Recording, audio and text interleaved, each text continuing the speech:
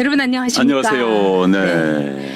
자, 오늘도 막 일이 많았었죠. 네. 네, 여러분과 함께하는 이 문재인을 심판하기 위한 시사 다단계 방송 안녕한가 저녁에 안전 빵빵 빵빵입니다. 시작하겠습니다. 네. 오늘 주제는 어저께 예고해 드린 대로 네. 지금 이 문재인 보유국 한마디로 대재앙 아닙니까? 네. 아, 주식시장에서는 시총이 거의 80조 가까이 그럼요. 75조가 네. 날아갔고요.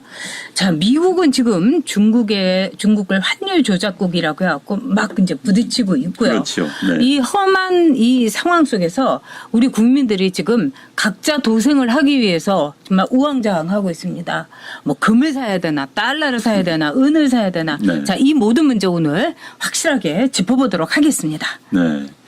일단 경제 어렵습니다. 네. 우리 경제는 대외에 가장 노출된 전 세계에서 가장 노출된 경제 가운데 하나입니다. 그렇습니다. 우리보다 더 노출된 경제는 이제 뭐 군소, 싱가포르나 홍콩 정도 그런 국가를 제외하고는 가장 노출된 경제이기 때문에 영향을 받을 수밖에 없고요. 게다가 우리는 자 중국과의 경제.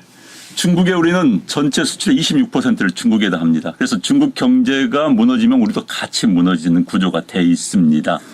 미국도 마찬가지고요. 근데 그 두 나라, 우리에게 의존도가 가장 큰 두 나라 지금 전쟁을 벌였습니다. 그래서 월스트리트 저널이 이런 분석을 했죠. 가장 큰 피해는 한국일 것이다. 네. 가장 큰 피해는 맞습니다. 우리가 지금 두 용이 싸우는데 정말 가운데서 깨지는 그런 상황이 됐는데 일단 우리가 현명해야 됩니다. 이 정부를 믿기에는 이 정부는 이 경제 난국을 헤쳐나갈 이야기 생각도 무조건 북한만 보면은 통일 경제하면 다 해결된다고 믿는 사람들한테 미중 경제가 지금 안중에도 없는 것 같아요. 국민들 주가 떨어져 진짜 별의별 사람들 다 있습니다. 정말 자살하겠다는 사람들 많아요 지금. 그런데 여기서 이제 우리가 개인들이 판단을 해야 되는 겁니다. 그래서 이제 아까 말씀하셨지만 어떤 네. 분들 달러 사야 되나 뭐 금 사야 되나 물론 대다수 국민들 돈도 없습니다. 달러 살 돈도 없고 저도 없습니다. 솔직히 금 살 돈도 고민해 본 적이 없어요. 왜? 돈이 없기 때문에 뭘 삽니까? 그러나 또 이제 많은 분들이 내가 자력갱생 하려면 어떻게 해야 되느냐. 그렇죠. 이렇게 각자 도생하려면 어떻게 해야 되느냐 이런 고민을 하고 있지요. 네. 문재인 보유국이 때문에 우리가 지금 서바이벌 게임에 우리 국민들이 그냥 완전히 이 내동댕이 쳐졌습니다. 네. 자, 그런 점에서 이 반드시 살아남아야 되고 이 상황 속에서 누구 하나 제대로 보면서 위로를 삼거나 기댈 수 있는 상황이 아닙니다. 네. 그렇기 때문에 여러분들이 어떤 판단을 하느냐가 굉장히 중요한데요. 지금 뭐 문재인은 오늘 한 일이 그거랍니다. 경제자문회의를 하겠지만 여기서도 또 남북 평화경제 하겠죠. 뭘 또 새로운 아이디어가 있겠습니까? 또 두 번째는요. 청와대 사람들한테 여름휴가 가라고 하면서 90년대 생이 온다. 이런 책을 한 권씩 또 선물을 했다고 합니다. 참 한가하죠. 근데 문재인은 한가하지만 우리의 가슴은 지금 분초를 다투는 상황입니다. 자, 그러면은요. 제가 이 방송을 위해서 한번 경제 전문가들 특히 실물 경제를 아는 분들한테 한번 쫙 전화를 제가 어저께 한 대여섯 통 돌려봤어요. 네, 네. 그랬더니 일단 이 금에 대해서는 너무 많이 올랐다 이렇게 보더라고요. 그런데 지금 금을 사는 사람들은 심리적으로 사고 있다. 즉 금값이 지금 꼭지점이건 뭐건 간에 상관없다. 나는 이 정부 믿으니까 믿을 수 없으니까 일단 네. 금부터 챙겨놓고 이걸 보면은 내가 그래도 좀 헛짓 안 하는 거 아닌가 이런 생각이 들어서 그랬다. 또 두 번째 이 주식을 지금 팔아야 되나 이러는데 이 주식 전문가들 얘기로는 지금 우리나라 주식시장이 너무나도 과소평가되고 공포의 투매 현상이 있는 네. 때라는 겁니다. 네. 네. 그렇기 때문에 지금 정부가 국민연금이라든가 이 기금으로 75조를 했음에도 이게 막아지지라는 거예요. 네. 왜냐하면은 이 사람들이 주식이라는 건 심리이기 때문에 그럼요. 이 심리전에서 어떻게 할 수가 없는 거예요. 네, 네. 그렇기 때문에 지금 주식을 이 와중에 또 사들이는 사람이 있어요. 네, 있죠. 그리고 네. 이른바 문바 사이트라든가 네. 또는 왜 달래반 이런 데서는 나 지금요 너무 싼 것 같아서 주식 뭐 구매했어요. 이런 글이 많이 올라옵니다. 네, 네, 네. 여러분 절대로 지금 주식 사서는 안 됩니다. 이게 뭐 싼 거다. 이거는 뭐 껌값이다 이러면서 지금 이 문바들하고 달래반들이 많이 사고 있는데 이런 애들이나 사라고 하세요. 이게 전문가의 얘기였습니다. 네. 그 이제 그 달러하고 금은 이제 미국도 네. 지금 평가 절하를 하려고 원합니다. 트럼프가요 지금 파월 연준위 의장한테 계속 압력을 가합니다. 금리를 낮추라고.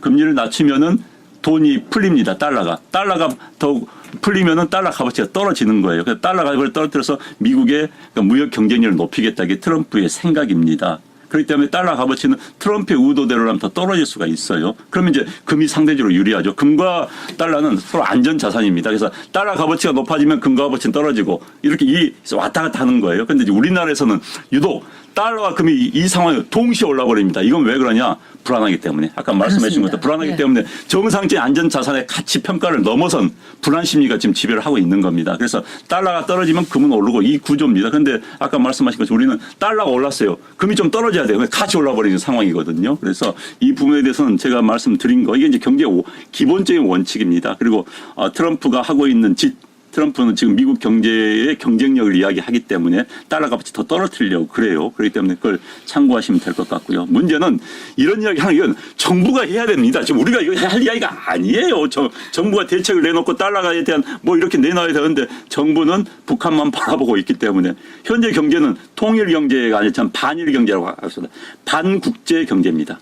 반국제 경제는 뭐냐면은 동네 경제, 지방 경제, 남북 간의 민족끼리 경제로 가는 겁니다. 이 경제를 하겠다는 게 이게 말이 됩니까 지금?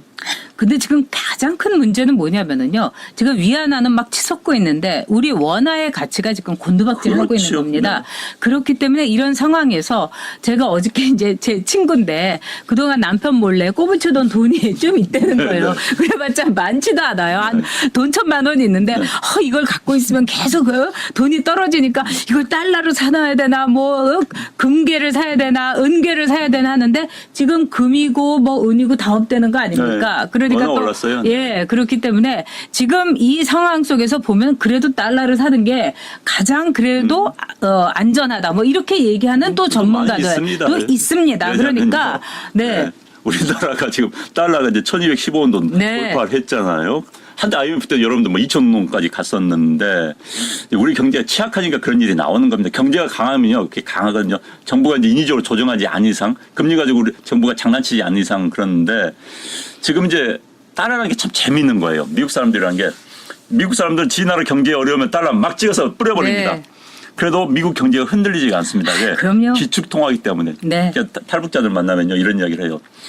우리 조선에도 북한은 조선이라 하지 않습니까? 조선에도 아무리 가난한 사람도 몇백 달러씩은 다 장동석에 가지고 있습니다. 이게 달러의 특징이에요. 왜?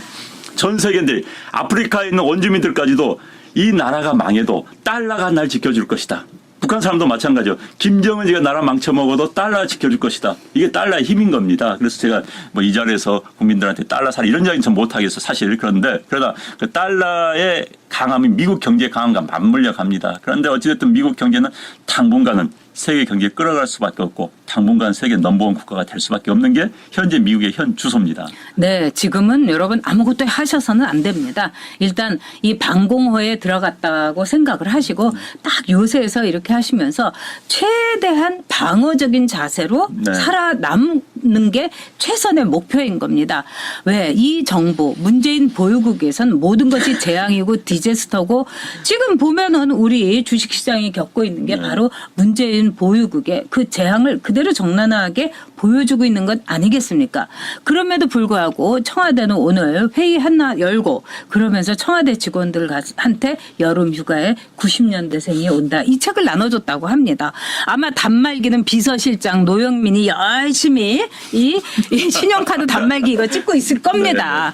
결국 이건 뭐냐. 얘네들은 책을 나눠줘도 결국 내년 선거만 본다는 겁니다. 반일전에 의해서 지금 미중전까지 이렇게 국민들의 불안을 말하자면은 자신들이 손에 쥐고서 그걸 갖고 표를 매수하려고 하는 겁니다. 왜 하필이면 또 90년대생이 온다는 겁니까? 그 사고 방식 20대 남자들이 왜 돌아섰나? 20대 표 이제 우리가 끌어들이겠다면서 너희들 심리 분석해. 이게 문재인의 재앙적 뜻 아니겠습니까? 그거 보면서 아니 그건 내년 선거에 대비해야 된다. 굳이 우리가 이제 이해하면 일반 기업 같은 경우는 일반 영업사원들한테 자 이들이 새로운 소비자층이다. 네. 이걸 유의해라. 라는 건 모르면 정부는 그런 거 아닙니다. 내가 대통령이라면은 자 미중 전쟁 어떻게 될까? 이런 걸 일으켜야 되는 거예요. 거시적인 큰 청와대는 그런 자리입니다. 청와대에 있는 행정관들 관료들은 거시적으로 동북아시아 세계 정세가 어떻게 되는가를 여름 휴가 때 한번 고민해 봐라. 이런 식의 책을 선물해야지 90년대가 온다? 너네를 전부 이것 보고 선거 준비해라. 이것밖에 안 되는 거 아니에요. 이런 사람들이 어떻게 나라를 운영합니까? 네, 너무 기가 막힌 게 나라가 지금 그야말로 전쟁 중이잖아요. 자기 말로도 경제 전쟁이라고 그랬는데 지금 이 식당에서 어떻게 하면은 사람들 많이 오게 하나 우리 식당에 이러면서 구내 식당 메뉴 짜자는 거하고 똑같은 것 같습니다. 여러분 각자 도생하십시오. 이들이 반세기가 전쟁을 하고 있습니다. 네, 문재인 심판 17일 17시 예, 원표공원에서 광화문에서 우리 안방TV 모입시다. 고맙습니다. 오늘 순서 여기서 마치겠습니다. 네, 감사합니다.